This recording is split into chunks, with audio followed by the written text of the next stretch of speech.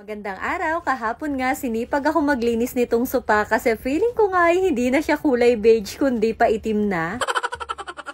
Medyo maalikabok din kasi talaga dito sa amin kasi malapit nga kami dito sa kalsada at hindi pa nga rin naaayos itong labas. Kaya naman napakalaking tulong din talaga sa akin ng ganitong wet and dry vacuum cleaner, lalo na nga kapag maglilinis ako nitong sopa. Medyo may kamahalan din daw kasi talaga yung pagpapadeep clean ngayon. Kaya naman natutuwa talaga ako na nagkaroon nga ako ng ganito kasi hindi ko na nga kailangan pang gumastos ng malaki para doon. Madali nga lang din tong gamitin kasi lalagyan nyo nga lang ng tubig itong kanyang isang water tank at nakaseparate na nga rin po pala yung paglalagyan niyan para doon sa maruming tubig at meron na nga rin po pala itong kasamang cleaning solution. Ito nga yung itsura ng sopa namin na hindi lang masyadong halata siguro dito sa video pero medyo nangingitim na rin talaga siya dahil nga sa alikabok, kaya naman naisipan ko na nga rin talaga siyang linisin.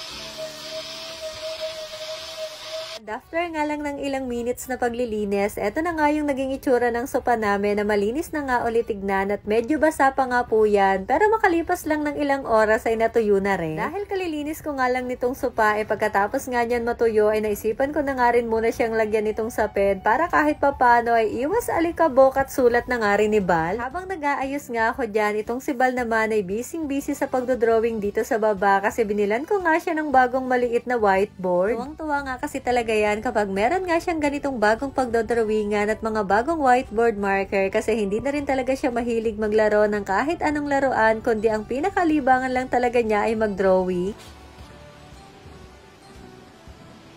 Anyway, pagkatapos ko nga mag-ayos dun sa may sala, eto tignan nyo naman kung gaano karaming dumi nga yung nakuha ko dun sa may sopa. Kaya naman talagang tuwan-tuwa ako na nagkaroon nga ako ng ganong vacuum.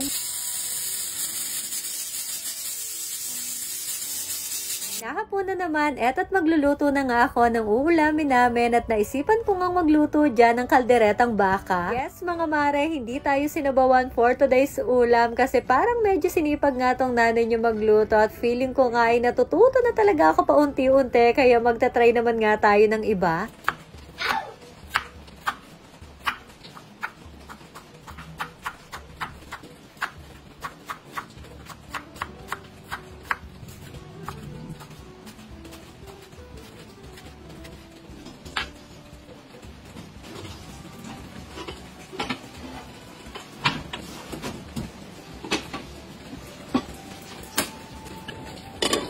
Anyway, napalambot ko na pala yung karne dito sa aking napaka-cute na pressure cooker at natutuwa talaga ako na nagkaroon na nga ako niyan kasi nagagamit ko na nga siya kahit sa mga ganitong isang araw na luto lang. Bago ko nga pala simulan yung pagigisa ng bawang at sibuyas ay sinutay ko na nga muna itong carrots, patatas at pati na nga rin tong bell pepper. Muntikan pa ngang mangitim yung carrots dyan kasi nakalimutan ko nga na meron pala akong nakasalang. Alam nyo naman, medyo nagkakaedad na nga tayo kaya naman nagiging makakalimutin na nga.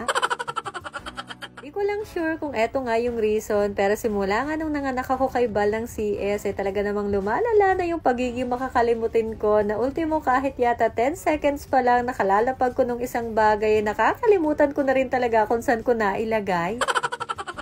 At alam ko, maraming mga kananay ko dyan na makaka-relate sa ganitong pangyayari. Kaya naman appear na nga lang tayo dyan mga mare. O siya pa, no, luto na nga itong aking beef caldereta at in fairness, masarap siya. Kaya naman kain po tayo. At eto na nga lang po muna ulit for today's mini vlog. At ayun lang, salamat!